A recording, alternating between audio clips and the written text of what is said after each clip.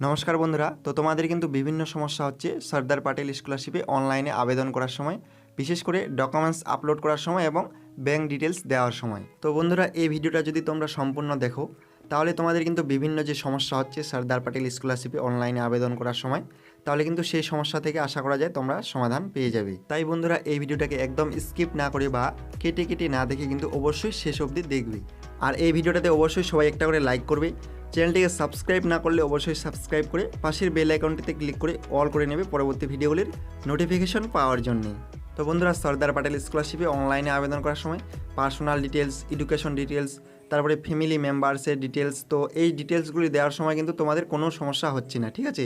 কিন্তু document upload করতে তোমাদের অনেক সমস্যা হচ্ছে, বিশেষ করে কলেজ অ্যাডমিশন লেটারটা কী আপলোড করতে হবে, তারপরে ফ্যামিলি ইনকাম প্রুফ হিসাবে কী আপলোড করতে হবে, তারপরে প্রিভিয়াস ক্লাস মার্কশিটটা কী দিতে হবে। তো এই ধরনের কিন্তু তোমাদের বিভিন্ন সমস্যা হচ্ছে, আর তোমরা কিন্তু তোমাদের বিভিন্ন সমস্যা আগের ভিডিওতেই কমেন্ট করে জানিয়েছো, যে ভিডিওতে আমি তোমাদেরকে স্টেপ বাই স্টেপ প্রসেসটা কিন্তু দেখিয়েছি যে কীভাবে সর্দার পাটেল স্কলারশিপের জন্য অনলাইনে সঠিকভাবে আবেদন করতে হবে। আর সেই ভিডিওটা না দেখলে অবশ্যই দেখবে।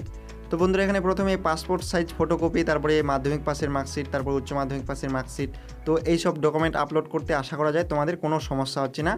কিন্তু প্রিভিয়াস ক্লাস মার্কশিট, তো এখানে প্রিভিয়াস ক্লাস মার্কশিট কিন্তু আপলোড করতে তোমাদের অনেকের সমস্যা হচ্ছে, যেটা তোমরা আগের ভিডিওতে অনেকেই কমেন্ট করে জানিয়েছো। তো তোমরা আমাকে অনেকেই কমেন্ট করেছো যে দাদা, আমি সেকেন্ড ইয়ারে পড়াশোনা করি বা থার্ড ইয়ারে পড়াশোনা করি, তো আমার ফোর্থ সেমের যে পরীক্ষাটা বা সিক্স সেমের যে পরীক্ষাটা হয়ে গেছে কিন্তু মার্কশিট দেওয়া হয়নি, তো সেক্ষেত্রে আমি কোন ডকুমেন্ট আপলোড করব।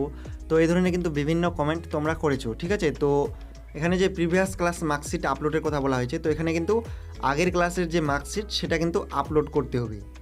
কিন্তু থার্ড সেমিস্টার বা ফোর্থ সেমিস্টারের পরীক্ষা দেওয়ার পরেও যদি তোমাদের কাছে মার্কশিট না থাকে, তো সেক্ষেত্রে তোমরা আগের ক্লাসের যে মার্কশিট, মানে সেকেন্ড সেম বা থার্ড সেমের যে মার্কশিট, সেটা কিন্তু আপলোড করতে পারো, যেহেতু তোমাদের কাছে কোনো উপায় নেই। কিন্তু তোমাদের অ্যাপ্লিকেশনটা অ্যাপ্রুভ হবে কিনা বা তোমরা টাকা পাবে কিনা সেটা কিন্তু বলা যাবে না।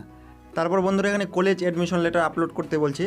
তো এই কলেজ অ্যাডমিশন লেটার আপলোড করতেও কিন্তু তোমাদের অনেকের সমস্যা হচ্ছে, তোমরা বুঝতে পারছো না যে কোনটা কলেজ অ্যাডমিশন লেটার এখানে আপলোড করতে হবে। তো এই কলেজ অ্যাডমিশন লেটার বলতে ফার্স্ট ইয়ারে ভর্তি হওয়ার সময় যে কলেজ থেকে যে অ্যাডমিশন লেটারটা দিয়েছে তোমাদেরকে, যেখানে লেখা থাকে যে পার্স না অনার্স বা স্ট্রিমটা সেখানে লেখা থাকে, তো সেই অ্যাডমিশন লেটারটা কিন্তু এখানে আপলোড করতে হবে, ঠিক আছে।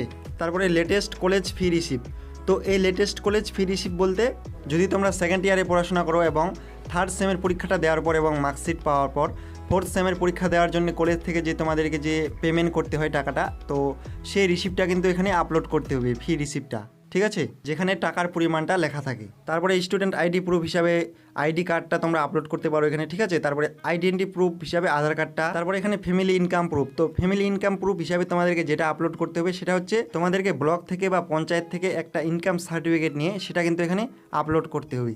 তারপরে ব্যাংক পাসবুক, ব্যাংকের বইটা এখানে অবশ্যই আপলোড করতে হবে। তারপরে তোমাদের যেটা সমস্যা হচ্ছে সেটা হচ্ছে তোমাদের আইএফসি কোডটা দিলে ব্যাংকের নামটা আসছে না, অনেকের কিন্তু এটা সমস্যা হচ্ছে। তো সেক্ষেত্রে এখানে ব্যাংকের ডিটেলসটা তোমাদেরকে দেখাচ্ছি। তো অ্যাড ব্যাংকের উপরে ক্লিক করার পর তো তোমাদের কিন্তু এখানে আইএফসি কোডের উপর আইএফসি কোডটা দিলে কিন্তু অনেকের ব্যাংকের নামটা আসছে না।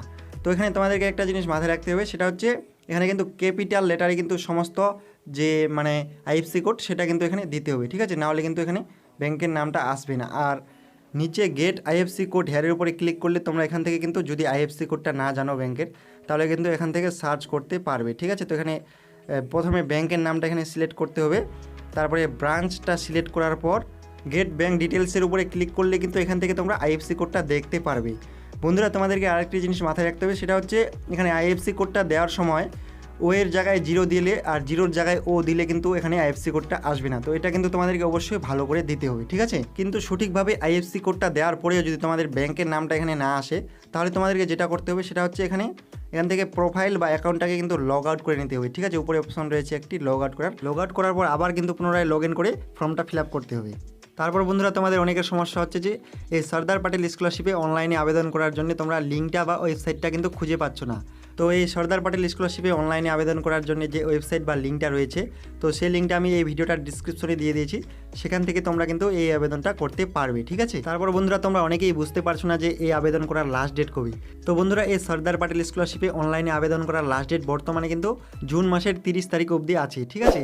কিন্তু পরবর্তীতে সেই ডেট কিন্তু পিছিয়ে যেতে পারে এবং আবেদন করার যে সময়সীমা সেটা কিন্তু বাড়াতে পারে। আর সেটা তোমাদেরকে মাঝে মাঝে এই ওয়েবসাইটটিতে আসার পর কিন্তু চেক করে নিতে হবে।